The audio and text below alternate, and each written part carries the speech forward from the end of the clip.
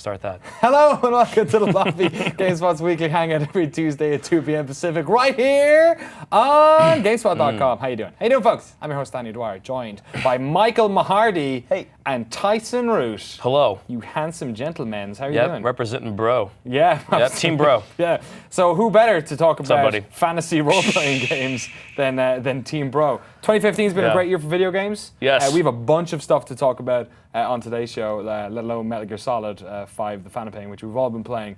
But one of the games we were playing earlier this year, a lot of, and I want like a sit rep from both of you, was The Witcher 3 Wild Hunt, which we've today seen the first trailer for their new expansion pack. Yeah, the little teaser trailer. Yeah, how far are you in Wild Hunt? Have you completed Wild Hunt? Oh yeah, I finished it. You finished it? Had sex with everyone. Son of a bitch. Really? Yes. Even that one?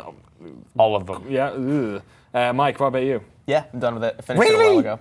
Yeah. Fuckers. But that's You've not done it? I'm like 130 hours into that game. I played about 120. Yeah. But I'm like, apparently there's no spoilers today. Apparently there's a part where you think it's going to end. Yes. And then it doesn't. Yep. So I even haven't completed that yet. Whoa. 130 hours. Yeah, part's so really good. That's that part where I'm like, oh, the game must be ending right here. It's over. And then all of a sudden you're like, oh wait, no. And then more. There's like 20 more hours of gameplay. That game was, so you played what, 120 hours or so? About 120. Like but I that. did a lot of random shit Yeah, though, well, too. having sex with Yeah. NPCs, apparently. Yeah. Yeah. Over I mean, that was part of my goal. But it kind of screws you over at the end there, because then no one loves you at the end of the game. No. Spoiler, by the way. It's like, Sorry. It's yeah. just like life. It is. If you go around having Have you sex seen? with everyone. Have you seen that ending? No, I haven't. No spoilers. I won't spoil anything. No spoilers in Station. All I know is be a good guy and pick one person to love. I've already fucked that up, I think. Mike, what about you? How long have you played Witcher 3? Yeah, something like 110, 120 range. I beat it. I kind of played through it in like just 2 weeks straight in this fever dream between like right before I moved out to the West Coast, and I was kind of trying to do all the side content. I tried to do all the Witcher contracts, take out those beasts, which were some of my favorite parts. But yeah, once I finished the main story, there's that that one climax, and you think that's the end, but it's really just keeps on trucking. So many climaxes. So I've kind of yes, Ty had many climaxes as well. It sounds like many. So it sounds like a game it was a game when I was playing it that I realized I have the same problem with open world games. I had the same thing with Fallout New Vegas, which I only completed after hundreds of hours. I only completed it like 3 months ago because I never like completing games because I'm worried that I won't I'm gonna miss out on certain quests and stuff like that. So I've paced myself on The Witcher 3. And now Metal Gear Solid's out, and I'm like 5% of that game complete after like 20 hours or something. And then Fallout's out in November. Yeah. And we've just found out about Hearts of Stone, which is the new first paid expansion, first real expansion for The Witcher 3 Wild Hunt, which is going to have another 10 plus hours worth of gaming content in it. It's a good year for gaming. It's a good year. It's out in October, so we've a little bit of time for Metal Gear Solid. Do you think you're going to have any time to actually get into the expansion? Yeah. It depends how much I invest into Metal Gear. Right now, I mean, you know me, I actually don't like Metal Gear games, but I love Phantom Pain. I actually love this one. It reminds me a lot of, it kind of combines a lot of those role-playing elements of Destiny, and then with the open world of Witcher, but it's all modern, or more modern. It's set in the 80s, but whatever, it's awesome. The gameplay is amazing. So I don't see myself quitting that anytime soon. Yeah. I'm like you, by the way. I'm 3% complete. I play the game for 10 hours. So yeah, and it's hard to parallel play these types of games. It's hard to jump from one open world game to another as well. Yeah, and I mean, and if you kind of factor in that you have to, how much free time do you have? Are you married? Do you have kids? All that stuff, right? I'm not, and I don't. Yeah, but I mean, there you go. You'll have more time than most people then, or some people. Yeah, but how do you factor in? How do you now make time for Fallout? And then Metal Gear, and then some kind of expansion that comes out, in October, right? Yeah, October 13th. So, I'm going to try and sell you on it in just a second. It's 10 hours though, right? That's it. That's what they say. Well, 10 hours at least. Merging gameplay can really. I always feel like they round up on that though, right? Or they estimate up. They said over 100 hours of gameplay. I thought that when they said about The Witcher 3 Wild Hunt, but they said 200 hours, and there's probably over 200 hours now. But you really have to dig deep. Yeah. To go really have to just have sex with really everything. Everybody. Pigs. You even have to go that one naughty place where all the girls wear masks. Yeah. Yeah. Oh yeah, no standards. No standards. It's the poor man's whorehouse. It's actually a rich man's. It's not. It ain't cheap. So yeah. Speaking of low standards, Michael Hardy, what do you think of how? I don't know how to take that. Do you think you'll have time to play The Witcher 3 Wild Hunt when it comes out? I would like to, but realistically, I probably won't get to it until early next year, just because, like you said, Fallout 4 and Metal Gear Solid 5, these are games that inherently require a huge time commitment. And they're very different things. Fallout 4 being more of a sandbox, and then Metal Gear Solid being this emergent gameplay-based kind of open world. But then there's Halo comes out like and Tomb Raider right after Tomb Raider, same day as Fallout. Halo's 2 weeks before that. There's a lot, and then early December there's Just Cause, and then I'll be playing Rainbow Six Siege and stuff. I don't think anyone's not enough of us have gotten around to playing much Mad Max either. No, because just Phantom Pain's taking over. And think about Game of the Year now. Like, think how many games you have to play now. Yeah. Like to even have some sort of valid opinion on what Game of the Year is. You have to devote all your time now to like Metal Gear, to Fallout, to Tomb Raider, to Halo, to Just Cause 3. Man, even Destiny, we think to all the stuff that's coming out soon for that as well for the rest of the year. Started today, All right, well, let me try and sell you on it, just in case. 10 hours of gameplay, a crew of, including such stuff as a crew of break-in artists, spending a night partying with a ghost, and outsmarting the most bizarre creature Geralt has ever faced. There's also rune worlds, which are a new mechanism in combat, I believe. Have they gone into detail about what that exactly is? Which, the rune world stuff? The rune words, yeah, or whatever. Words. Sorry, rune words. No, I feel like it's some sort of like speccing in one type of fighting or another, or perhaps against like specific enemies. Okay. But no, they haven't. They haven't gone into detail on it yet. Yeah. They're designed for level 30 plus characters, so kind of end-gamey folks. Mostly taking place around No Man's Land and Oxenfurt. There's a new lady in it as well, who apparently Shanai was from the first game. Yeah. Who you may be able to, you can also. They said unique romance in there. That's the part that I picked out of it. How unique romance do you want your unique romance though? Like a frog? Sure, I'm open. Frog? Pig? It's 2015, Danny. What was that big thing that came with the cows? The big cow beast? Oh, I forgot what his name was. A Minotaur? No, no, not a Minotaur. It was good guess though, Mike Mahardy. It was like some beast because people were killing cows and selling their hides. It was like some exploit in the game. Yeah. And then the bovine justice warrior came out and just started screwing you up. Is that what it was called? I don't know. I mean, should have been called that. That's what I'm calling it now. Yeah. It's amazing. Oh God, there's bovine. BJWs. Maybe not the best acronym for that. Yeah. Anyway. Also, my favorite thing about this, actually, which may make me double down for the hard copy of this, is that there's a limited edition hard copy of this expansion coming out that includes 2 pairs of deck card, Gwent cards. Yeah. 2 decks of Gwent, which is important because I was thinking, why are they giving you 2? I was like, oh yeah, because if you have, you can play with somebody. Because you're the one person who's and it comes with rules on how to play it. Like that's the most important part. I also like the idea. Maybe I prefer the idea that they only give you 1 Gwent deck, and then you have to search the real world to find somebody to play Gwent with. They're trying to expand on your social skills. It's exactly. Like, how dedicated are you to Gwent? Yeah. You must find out Gwent players. That's another quest. We can delete Tinder now, though. Yeah. Just start using Finally. This. Finally. So it's interesting because this is one of 2 expansions that we know about that's coming out for Wild Hunt. This one's kind of on the smaller scale, like 10 hours. It's nothing to sort of. It's a decent amount of gameplay, but they're bringing another one which is going to have a whole new world. That's the bigger one, I believe Q1 2016. Okay. I think that's when. And $25 gets you both, right? Yes. Okay. Season pass. And they haven't even announced what individual prices would be. No, I don't think there is a price for this guy yet. Got it. See, that's the thing. Like, the new world aspect of it is kind of leading me to just almost plan on playing this next expansion early next year. Because being such a big game and you want to just kind of absorb yourself in that game, I feel like that'd be the perfect lead into the next huge one. I'm curious, you guys, when there's a lull, like a doldrum period where there's not a lot of games coming out, is there any game you guys go back to constantly? Man, so this year I think Witcher was launched at a perfect time this year because it was going into that sort of summer lull, and a lot of people had a bunch of time. I think Phantom Pain, if it was released any later this year, would be in a little bit of, not trouble, but it would be difficult to squeeze in. But the game that I went back and played this summer was actually Fallout 3 and New Vegas. Yeah. Because I was looking forward to Fallout 4, and I know there was aspects of those open world games that I hadn't really, in the case of New Vegas, hadn't played yet. In the case of Fallout 3, I wanted to try playing it a different type of way. And those games are kind of good for repetition that way. Is there anything you've gone back to? Because this year's been pretty stacked, actually, since Q2 ended. I think it will be The Witcher at this point. I think that I'll power through Metal Gear, play that for a long time because I'm really enjoying it, and then I'll definitely try out Fallout, Tomb Raider, and Just Cause 3.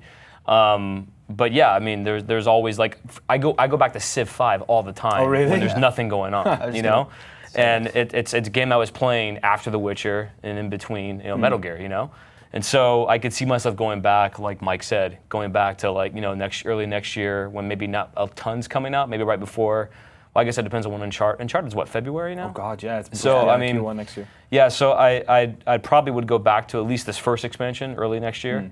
You know, maybe right after the holidays.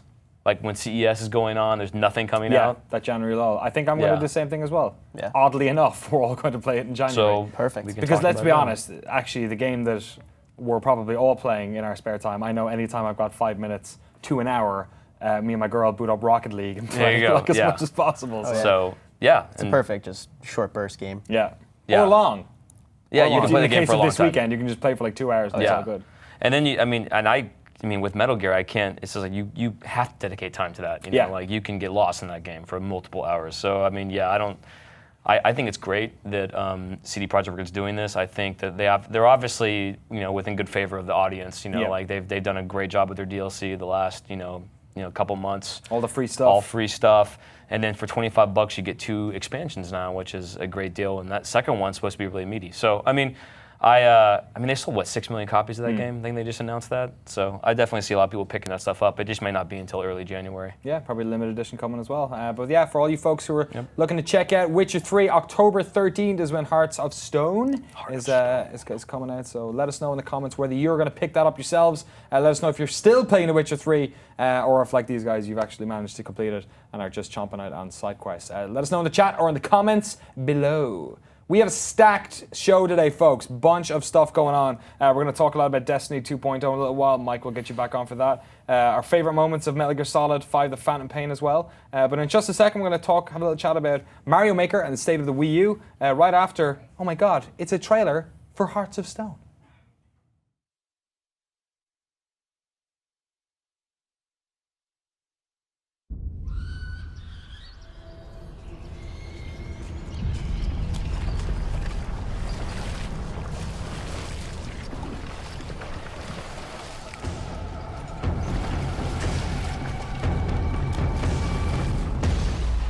Greetings, Geralt.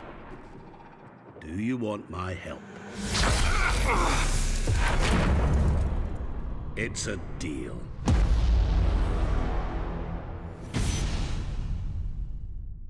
Hey folks, there's something you might not know about me. I'm a Wii U owner. I own a Wii U. Do you own a Wii U, Peter Brown? By proxy, my roommate has one. Really? yours is a one Wii U household. Yeah. Fair enough. Matt Aspinelli, do you own a Wii U? Yes, I do. Yeah. Would you consider yourself a Nintendo fan? Kind of. Yeah? A little bit. What was it that got you to buy a Wii U?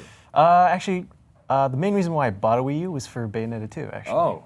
Yeah. Good shout. A 10 out of 10 on GameSpot.com. Great game. Before we started handing them out like fucking candy. It's a new regime, Danny. Get used to it. Get out of here, Van Ord. The Peter Brown era. Kevin, I miss you. What was it that made you get a Wii U? You're Well, I didn't someone get a Wii U. I associate. moved into an apartment. But I moved into that apartment because it had a Wii U. Okay. Yeah. Is this Josh's Wii U? Yes, it is. Josh, why did you buy your Wii U? Wind Waker. All right. Good shout. But if I didn't have one to use, I would buy one. And why would you buy one, Peter Brown? Well, partially because it's my job, but I think Nintendo has a ton of excellent exclusives, and that obviously you can't get anywhere else because they're Nintendo and they're exclusive, and there's such interesting games, and Mario Maker is one of them. The most recent one I think is probably underestimated by the audience at large, who's probably looking in like, okay, it's a Mario game where you can drag and drop items, big deal. But huge implications in terms of like, the amount of gameplay you can get out of a single game and how creative, different people can get, and you can sample that creativity, from people around the world. And to me, that is a very enticing thing. But I could see how people who aren't really into Nintendo exclusives might avoid the Wii U because, frankly, it just doesn't get as many, AAA big games that you can guarantee will be on Xbox One and PS4. Yeah, and I'm interested, Matt, in what it's kind of a funny story angle that you have because the reason you bought it was actually because of a third-party game, which Nintendo didn't develop on their own. Right. What other games do you own on your Wii U? Like, what do you like doing on your Wii U? Is it when you go back to every couple of months, or do you play every now and again? Well, other than Bayonetta, I think I own Wonderful 101 as well. Okay. But I do buy like a couple like Nintendo games from time to time. One of the major series I'm more of like a fan of is The Legend of Zelda, of course. But the system isn't really one I like always constantly come back to. It's just it's only whenever like they'll release some kind of charming, cute, adorable sort of like like exclusive title, then I'll be like, okay, it's time to go play the Wii U again. It's like a tentpole game sort of system. It's like sometimes I kind of forget I have one for a little while, and then something comes out like Mario Maker, and it's like, oh great, I get to play this for a couple of weeks. Or like Mario Kart was another great game which everyone was playing forever. Like New Super Mario Brothers was kind of a little bit okay. It's like tuning into like a TV channel you'd never watch because they're playing The Thing or something. You know? Like, oh, I love that movie. I'm gonna tune in just for this, and then quietly never return. So it sold 10 million units. It came out November 2012, actually now. So like almost 3 years ago. Yeah. The PS4 comparatively has sold 25 million units. The Xbox One we don't know exactly, but we're around the 15 million mark. People are thinking. What do you think it was the sort of the reason why the Wii U didn't catch on, Peter? What is it that sort of, considering the massive success of the Wii, didn't carry over for the Wii U? There are three reasons, I think. One is what I mentioned earlier, is that people know that they're not going to be getting the exclusive or the games from like Ubisoft, EA, like all those big publishers on the Wii U, because they came out sooner, but people understood that those consoles were coming. Yeah. And I think when they coupled that with the other fact I just mentioned, they probably decided to wait for the more powerful system. But lastly, I think the gamepad is sort of an underwhelming offering, considering they're following the Wii with the Wiimote, which was such a revolutionary thing to do. Even though it didn't make sense at first, it caught on, and I think people were expecting something that would match that or trump that. And what they got was a very uncomfortable controller that is a slow tablet. Yeah. So yeah, I think the entire thing is underpowered and was perhaps rushed to market. It's tough to say, but that to me is why the Wii U just isn't doing so hot. It's interesting about the tablet because I have friends over on the weekend who don't sitting there, and she points at that thing and she said, "What the hell is that?" And I'm like, "Oh, it's the Wii U." And she said, "Oh, it's like an iPad for your Wii." And I was like, "No, it's a different thing." And she's like, "Oh, so it's like they made a portable version." I'm like, no. There's an actual console here. This is the controller. And like, just the fact that it took 3 questions to try and communicate like what that is. Matt, is there any game, like, do you have any future for your Wii U? Is there any game you're looking forward to that's coming out over the next while? Like, does Mario Maker interest you? Oh yeah. I mean, I'm definitely interested in picking up Mario Maker, but other than that, just the next Legend of Zelda game, to be honest. Which do you think it'll come out on the Wii U? Yeah, I mean, that's what they've been saying. We may have just a Twilight Princess scenario where it does come out on the Wii U and on the NX, but we still have no idea what the hell the NX is, so it may just be a Wii U title. Yeah. Did you have any sort of idea or any sort of insight or maybe just a gut feeling on when we'll see the NX? Do you think it's something we'll see at E3 Shigeru next year? Miyamoto told me yesterday, Christmas 2016. Is it something you think we'll see at E3 next year? Like, they've been talking about it for a couple of years now. Well, a year and a change. We're either going to see it at a Nintendo Direct during a slow point in the year, or we're going to see it at E3. I don't think it would make sense for them to do anything at TGS because Nintendo basically ignores TGS. Yeah, just strange. Yeah, but Xenoblade Chronicles X is coming out in December. Great. And that looks awesome, and another like 100-hour game. But yeah, I'm super stoked for that. That's probably, apart from Zelda, the only Wii U game left that I am interested in. Yeah, I've still got a bunch more that I've still not like dove into for whatever reason. It always seems to be like the B console to whatever's happening on my PC or PS4, Xbox One. Right. Like Donkey Kong Tropical Freeze, I still haven't really dove into. Like I got it and then just played a little bit. But it's weird. It's like a B console for so many people, but so many of the games that are exclusive to it are like, they pack in so much charm and inventive little gameplay mechanics that you kind of don't find elsewhere. It's still amazing to me that a company that is able to do that as well as Nintendo good shot there.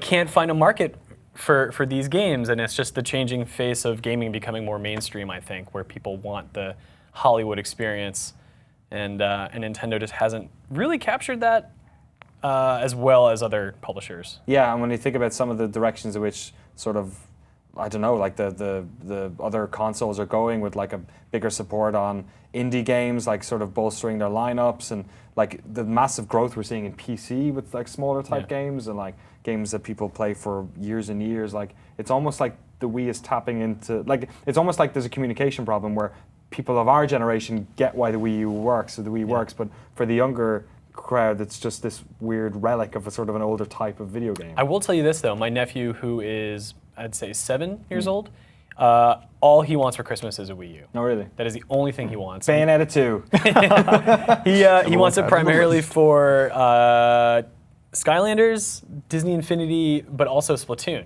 Oh, wow. Splatoon is something that has really resonated with him. And I talk to him once in a while, and a lot of his friends play that game. I think Nintendo has actually done a great job of capturing maybe a modest-sized audience of a younger generation with Splatoon that I think we don't see. That's bizarre. It's sort of the reverse situation. And when I was at PAX as well last week, or the weekend before last, the amount of Splatoon cosplaying that was going on was actually a little bit alarming. I was like, oh wow, a lot of people playing that. Have you played that at all, Matt? A little bit at my friend's house, actually. It's really good, actually. It's just like, it seems to have like a set of like a decent amount of games. It's getting bigger and bigger and bigger, but I just feel like the closer we get to the NX, the least chance this console has. Like, are we sort of like, we're done with growth on Wii U? Like, do you think people are going to pick it up over the next year or so before we hear more about the NX? People will pick it up, but that's not going to be enough to really create like a trend, like an upward trend in sales, right? I mean, I think, you know, Nintendo is still making money off the Wii U with game sales. I think that's evident. Their hardware at this point is so outdated that I'm sure it's really cheap to produce. And of course, they're making a lot of money with the 3DS and those games. So I mean, it's not killing Nintendo, but I think they're giving it as much support as they need to up until the NX is available. But I am concerned about the NX. I mean, it's hard to see how Nintendo is going to turn things around when it comes to the perception of such a large audience, like millions of people day one, not over the course of 4 years with a trickle of games. They have to do it day one, and if they don't do it this time with the NX, it's probably gonna be their last console. Do you think a post-Iwata Nintendo will struggle even more because Why'd of you that? have to bring that up? Like you think about it, like he was such a massive, of course. you know, windsock or guiding element to their company that like you have to imagine like he was really like, you know, deep into the NX.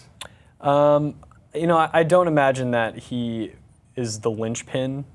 You know, obviously his absence is going to leave, you know, a void in Nintendo and how they do things, but I think they have the ability to do something intelligent if they take their time and do things right. I mean, we saw Sony do it with the PlayStation 4. They went to Mark Cerny to develop that hardware because the PS3 was a complicated, expensive system to develop for. So if Sony can turn it around hardware-wise by taking a different route, I think Nintendo can as well. But I don't know if they will. Cool. I guess time will tell. Matt and Peter, thank you so much for coming on, talking a hell of a mess about Mario Maker and the Wii U. Let us know what you think about the Wii U. Do you play one yourself? Do you own one? Do you own one and not play games? Or are you playing Mario Maker right now? Let us know in the comments below. All right, we got a bunch more stuff coming up. Metal Gear Solid V, never heard of it. The Phantom Pain.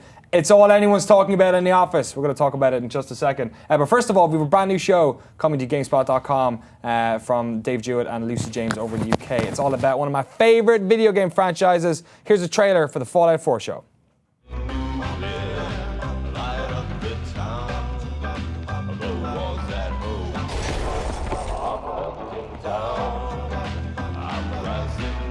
Hey guys, I'm Dave, the brand new host here at GameSpot.com, joined today by Lucy, and I'm going to be kicking things off with a show all about Fallout.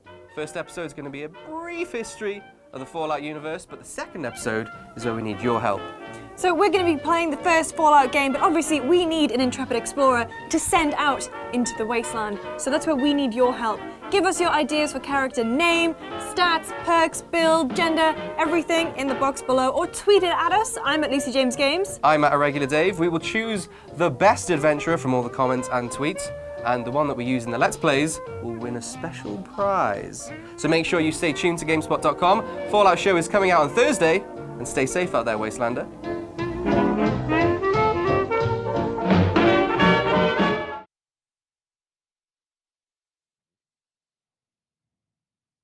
Metal Gear Solid 5, The Phantom Pain is all anyone in this goddamn office has been talking about for the past week. It's all your fault, Peter Brown. Hey, 10 wait, it's 10 Kojima's Peter fault. Brown. It's not my fault. Is it Kojima's fault? It is Kojima's fault. It's a pretty great game. Mike Mahardy, you enjoying it? Yeah, I'm really liking it. This whole weekend, that's all I did. Talking about it is difficult because then we're into spoiler territory. I need anybody in this office to finish the game. There's like I'm half like the things that come out of people's mouth. I'm like, yeah, but oh. Yeah, you just hear him. He's constantly grunting and sighing from where, like, his desk. Someone says something you're like, so this That's is what I not think why. is gonna happen. He's like, I'm like 5% in Finish after the like game. 20 hours or something. Yeah. So don't worry, we're not going to get into spoilers here on today's chat, but we are going to talk about some of like the interesting things that have happened to us during random missions, the interesting moments that make like a Metal Gear game. Not talking about stuff that we unlock or things that happen, but like just interesting things that have happened. I guess the wonderful fruits of emerging gameplay which happen in this game. Speaking of emerging fruits, I did find a cassette tape with the sound of a soldier pooping. I found that too! Yeah. I wish you could set it as the sound on your helicopter. Did you like that segue? Yeah, did you plan that? That was good. That's pretty good. The PC version, I've seen people, you can basically just put in like any old MP3 into that folder and just like make the helicopter Oh yeah, because they play did that with anything. like the wrestling Yes. intros, right? Yeah, Dirty Dan Reichert did that himself. Dirty You could do that with the Pooh cassette as well. Every time the helicopter comes, because I set it like an hour or two into the game, and now every time the helicopter comes, be it to pick me up or like support, it's like playing Take On Me by Aha, and it really takes the edge off. Like a really tense situation. It was like, oh dude, you can just hear coming in the distance, like a sort of a creepy helicopter. What type of moments have you had that sort of stand out to you, Peter Brown? This was something I found early on that I thought was like maybe a glitch or something, but then we've determined that this is a real mechanic in the game, is sledding in the cardboard box. Oh, yeah. So when you're in the box, you're crouched, but you can stand up and run into a sprint, and if you hit square, if you're on PlayStation, to dive, if you fall on a decline, you'll actually slide down. And so like you can find some hills that are really tall and go for like 30 seconds, like straight, and it's really fun. Like it's SSX stupid and style. simple, but I don't know, it's fun. You can use it to escape, presumably? Presumably, I've not done so. Okay. But I feel like a part of this game is going to be like hunting down the sickest slopes. Yeah. To like really just fucking get Stay like, tuned to GameSpot.com. .com, yeah, it's coming soon. Mike, what sort of moments? You were talking today about a mission that I played last night, which was pretty cool. Yeah, there's a mission later on where you just have to pretty much, I don't think this is spoiler. Blow up vehicles. You just have to blow up That's it. vehicles, and they're on like planned routes that you have to, or route if you're one of those people. Thank you. Yeah, that you have to kind of just like do a certain amount of them in a certain amount of time. And I had C4 planted on the road in one spot, like 2 of them, and then I had another one that I kind of just forgot about because I pressed the wrong button to set it. Okay. And I went prone waiting because I knew they were going to be along the path. And all of a sudden, I was just waiting, and I threw on Rebel Yell by Billy Idol because that's one of my favorite songs of the game to play. And then they came along, and I pressed triangle, nothing happened. But I got points for something. And I was wondering what I got it for, because the trucks in front of me were fine. Pressed triangle a few more times to blow them up, and I realized the one the throwaway one I had accidentally put on the ground before had blown up like some other vehicle. Or something. Wow. Yeah. I never went back to check, but it was just kind of cool that came out of that situation, because I wasn't expecting that, obviously. It wasn't planned. I mean, I'll tell people in the future it was planned, but... I was running around on D-Horse with a rocket launcher, which I had just, I guess, researched, and I hadn't actually used it before. So like, the same mission where it's like, you just have to blow up a bunch of vehicles, and I like, okay, what do? I'll find like the highest point in the topography, and like stay up there and like crouch and like get in a good place for this anti-tank weapon, and like just get it down the sights and then shoot. And I did that a couple of times, and then I realized there's like so many of these vehicles to blow up that they're never all going to come to me on time. Yeah. So I hop on the horse, and I'm like looking for a place to like use the rocket launcher, and I'm like, what if I can use the rocket launcher while on this horse? Which would never be the case in the real world, but Hideo Kojima doesn't give a fuck. So I was like running around on the horse, D-Horse, with like this rocket on my fucking shoulder, just like taking shots. And that was amazing. And then one of them turned around and saw me and like just blew the crap out of D-Horse, and I like flew across the dirt in behind a rock. Speaking that was of pretty rad. blowing the crap out of D-Horse, I got the command that you can just have him defecate itself. Yeah! I haven't used it yet, but that's like the last thing I unlocked before stopping to play last night. 2 fecal topics. I just wanted. Yeah, in Chat one said thing. that if you play the recording of the pooping in the bathroom, people won't go in there because they think someone's pooping. Okay, emerging gameplay from Mary Kish. That's If you awesome. play the recording of the poop in the bath, no But one wait will a come minute. in. Why can't there just be a command for him to imitate pooping? Why do I have to get the cassette? Happened before. 9 out of 10. Kiefer Sutherland wasn't willing to record that piece of audio, probably. Ugh. Okay, that's pretty great. That was even the thing with the earlier games. There are all these little things like that to find, like the stuff in the locker in Metal Gear Solid 2. Kissing the models' posters. Yeah, but like now So that dumb. Metal Gear Solid 5 is so huge, it's kind of like baffling to how many little things I'm sure people will start finding. Have you killed somebody with a supply drop yet? No, I just found out today you could do that. Yeah. Killed myself. With a supply drop? Actually, it doesn't really kill you. It just kind of, no. But Randy was telling me you can do it to quiet. Oh, really? That's what- No spoilers. Let's keep out of that one. Yeah, that's what I heard today as well. Do whatever. You can do it to D-Horse probably as well. Speaking of D-Horse and supply drops, we're all good segues all over the place. The first time I decided to try sledding in the box, I had previously called in D-Horse, like a buddy supply drop, whatever it's called.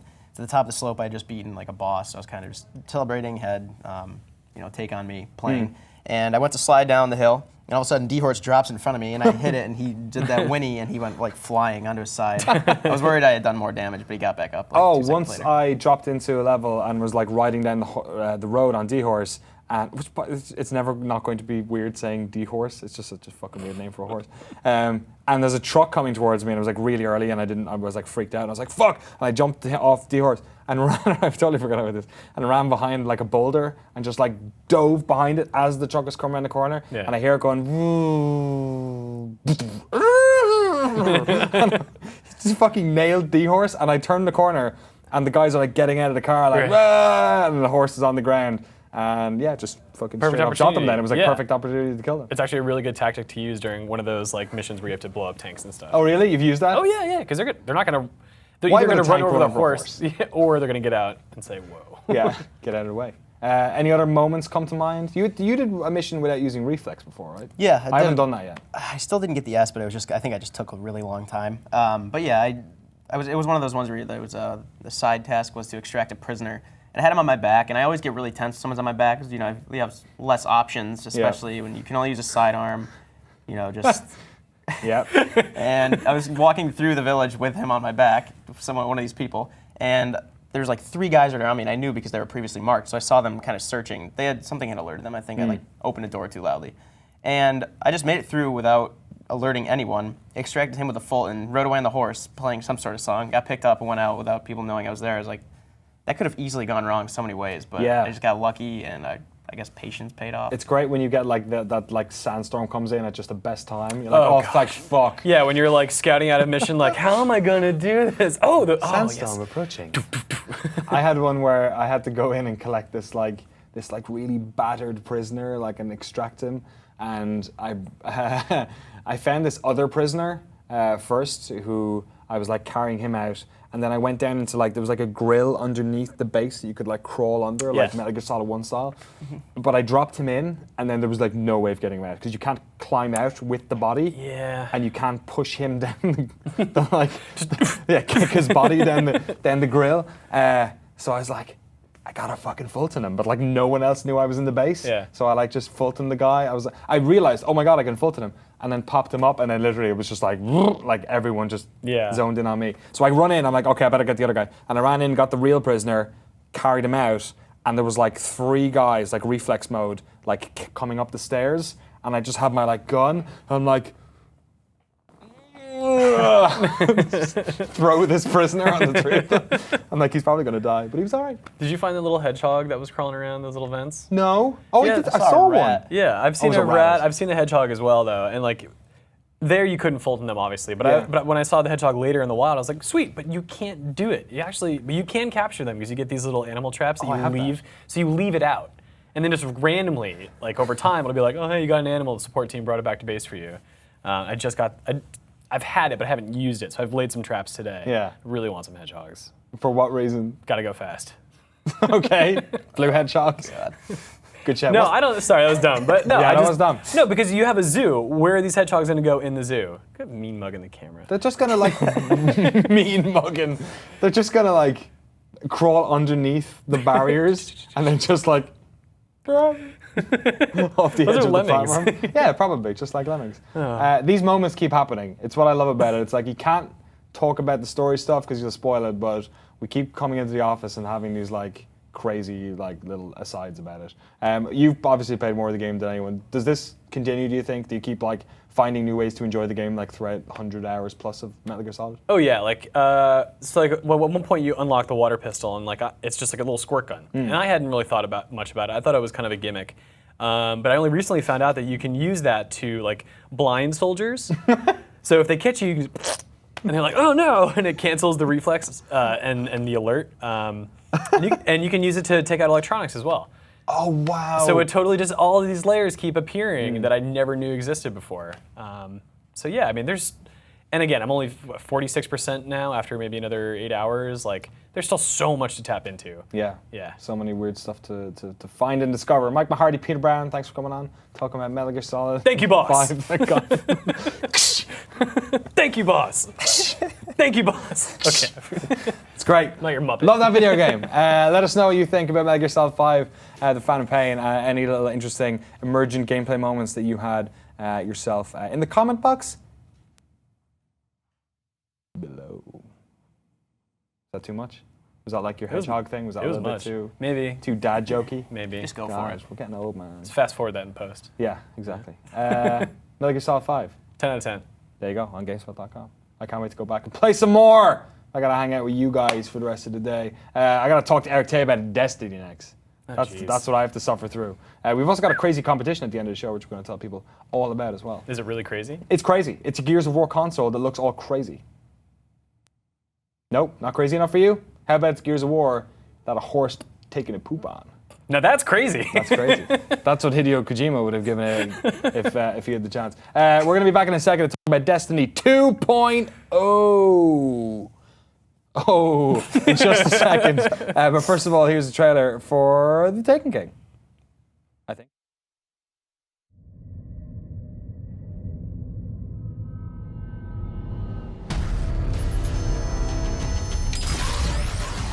We fought to keep our beautiful creation safe. And now this beast has come, claiming to be king. Marasav bows to no one.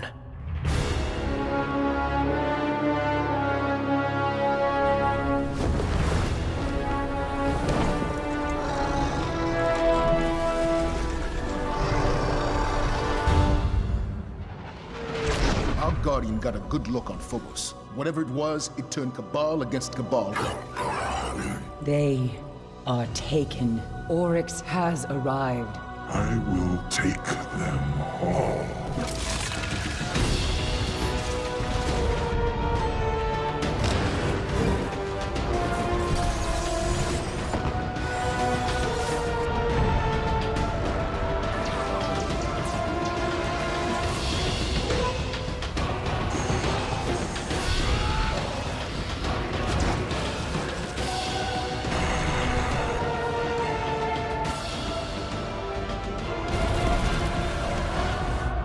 Whatever you kill, Oryx will replace.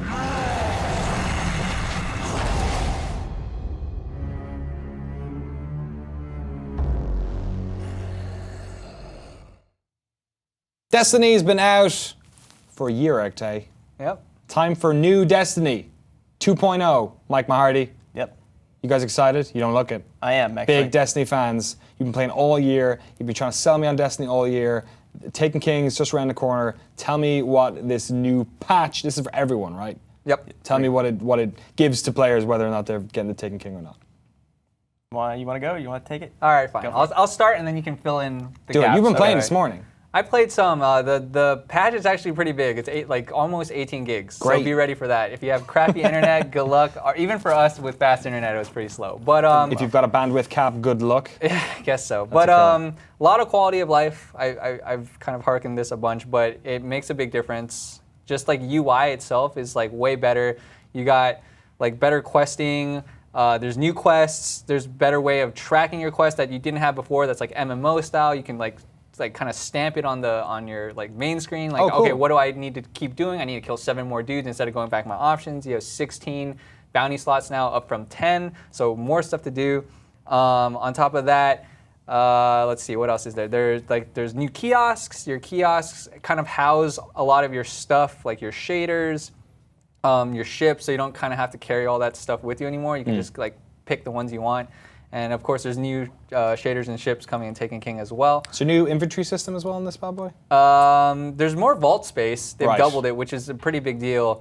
In terms of inventory, like specifically with gear, or what do you mean? Like, I guess, yeah. Well, now you can do class items, which used to be just aesthetic, and or if you were trying to get reputation for certain factions and PvP stuff, it would go toward Dead Orbit, Future Monarchy, but now those actually give you defense as well as certain stat like intellect, discipline, strength, and your ghost shell also. So now that it's Nolan North, you can call it, I don't know, your Nolan shell or something. So Peter Dinklage out, Nolan North in. You've been listening to it this morning, both of you. Mike, what do you think about his performance? I like it a lot more. I think Peter Dinklage was kind of a novelty just because it was Peter Dinklage in a video game, and it was, I got so used to hearing him like say all these lines when you're doing the story missions that I kind of forgot, how good it could be to actually have a voice actor who's obviously Nolan North is a veteran. So he sounds a lot more like C-3PO. It's kind of that, computerized, digital. Yeah, crazy modulation on the voice. Or Chris Waters had made the comparison to 343 Guilty Spark from Halo. Right, yeah. And that's definitely the best comparison. It sounds a lot like that high-pitched, like kind of emphatic, I'm really happy to be here and tell you everything.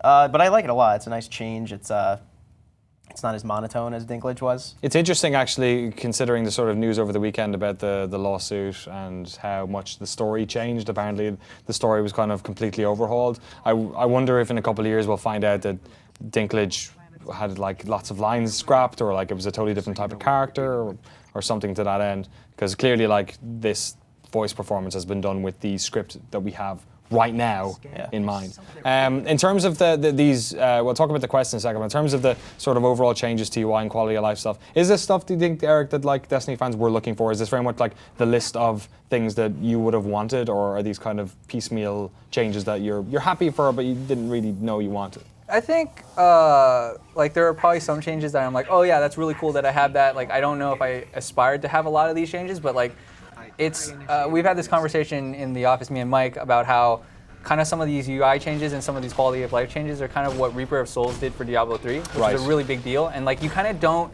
really think about them until you actually have them, and then you're just like, oh wow, this is like tremendously better, or this is why didn't we have this before? And it just simplifies things, it makes things cleaner, better, and then because of that, you like it. Like the fact that you can turn in bounties without having to go into the tower, that's a pretty big deal. Like something like that. And another big kind of change that's gonna help people that maybe haven't played it as much, or even people that have played it, is you can use your ghost now to scan like stuff in the world. And then Dan was also telling me that when you go into a patrol mission, Nolan Bot, or whatever we want to call it, will actually kind of tell you a story instead of like Dinklage, how like before he's like, let's see what we can do here, but like instead he'll kind of give you like a small narrative or something. So there's a bit more been added in there as well. Did we didn't mention the light system?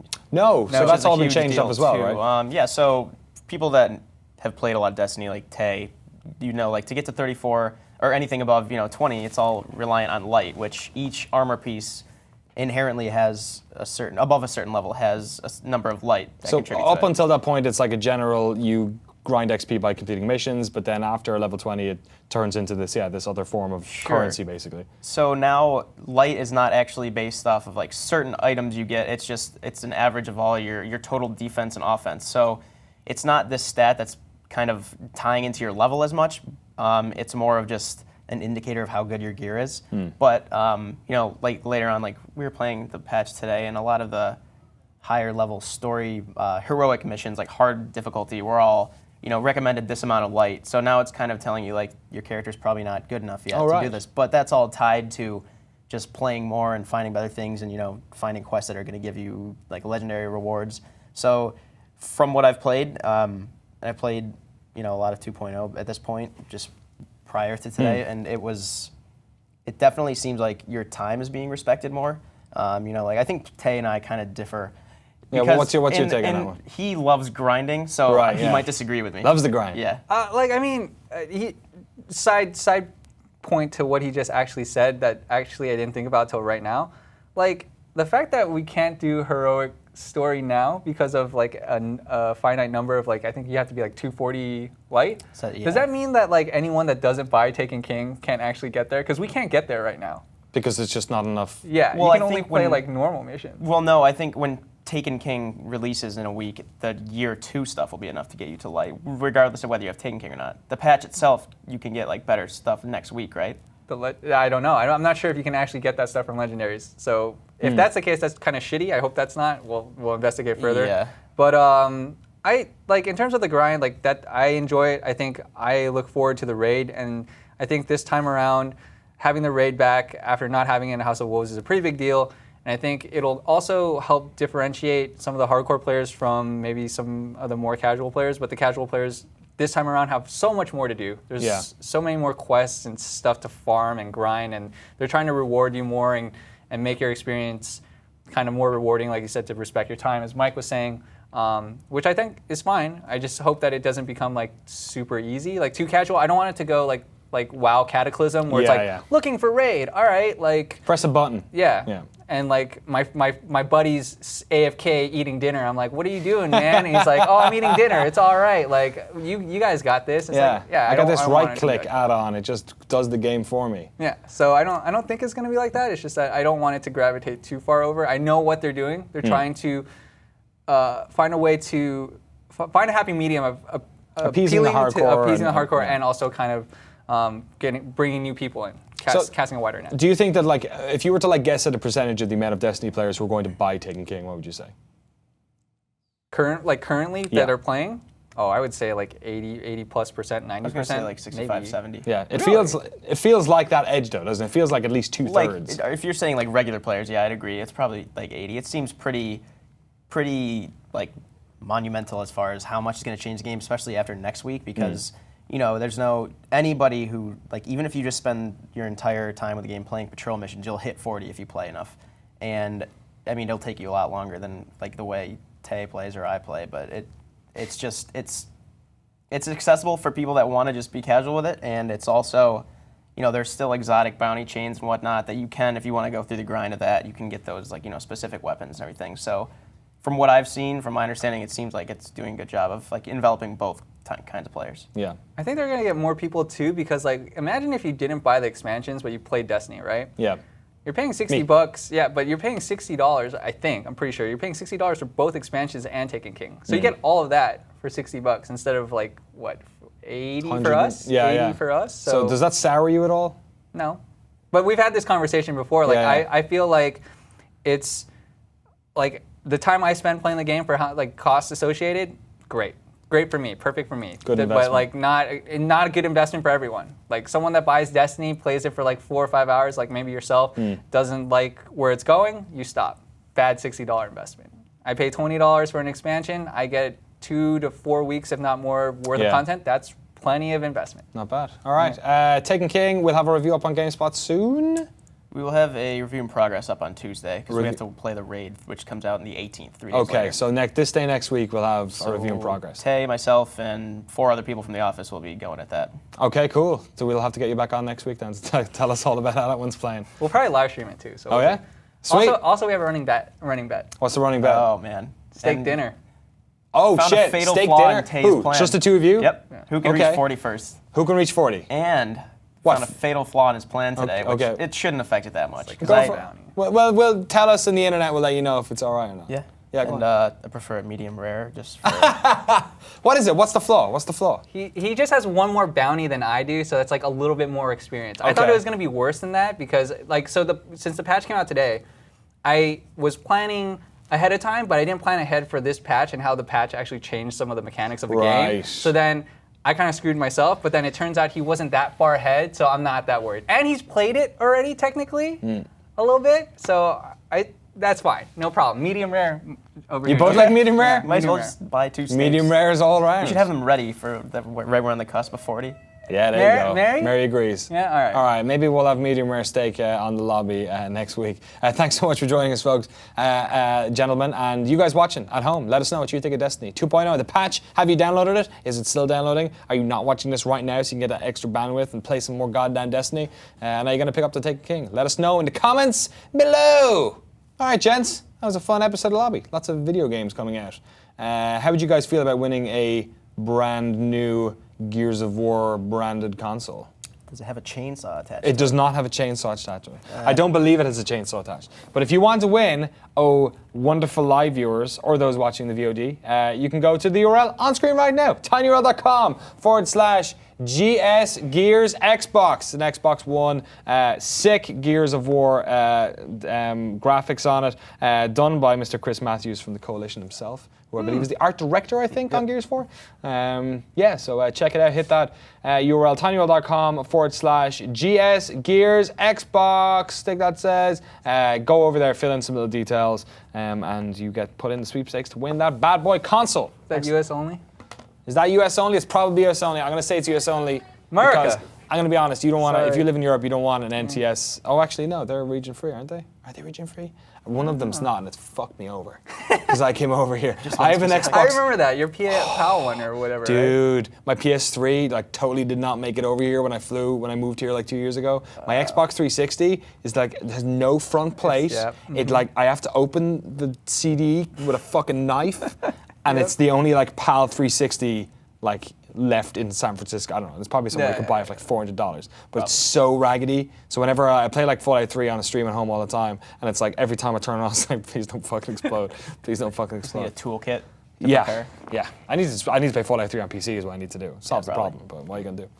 Gentlemen, what are you gonna do for the rest of the week? Tay, what are you up to? Destiny stuff. Hopefully today we'll have a Dinkle versus Nolan. You can decide who you like better. Cool. And then if MGS, everyone loves MGS, so maybe help out over there. Play some of that. Poop. Poop on stuff. I had D-Horse poop on me, and then I had flies on me, but I can't. Yeah, you can just lie down behind him and go, do it. Turns out you don't know where the shower's at, right? I don't know where the shower's at. I'm not sure if the poop made me made the flies be all over me, or if that just happens anyway. But apparently there's a. It's really annoying because if I go in first person mode and use the gun, it's fucking flies flying in front of me. That's awesome. I hate it. Mike, what are you doing for the rest of the week? Just Destiny, preparing for my steak, and later on just Civilization Beyond Earth, getting ready for that expansion as well. Cool. Comes out in November, but we'll have some stuff on that later. Yeah, we're gonna have a big old thing. Hopefully I can figure out that fly mechanic you're talking about. Yeah. Doesn't sound too difficult. You just don't let the horse just poop don't on your shower. face. Just don't shower, yeah, right? it's awful. Don't do it. Thanks so much for watching. If you're watching on GameSpot, on gaming.youtube.com/GameSpot or twitch.tv/GameSpot, thank you so much for hanging out. If you're watching this on demand on GameSpot, we'll have all this stuff, of course, broken out on YouTube and GameSpot if you want to check it out there. Thank you so much to everyone in the production crew, Josh Shaw, Marikish, Dan Mahoric, Eric Tay, you're here. Great shirt. You always know when Eric's going to be on the show because he wears a nice shirt. Look at his shirt. Or Ty thinks I'm going to have an interview. Or he's got an interview with a competitor. Who could it be? Find out next week on The Lobby. Reverse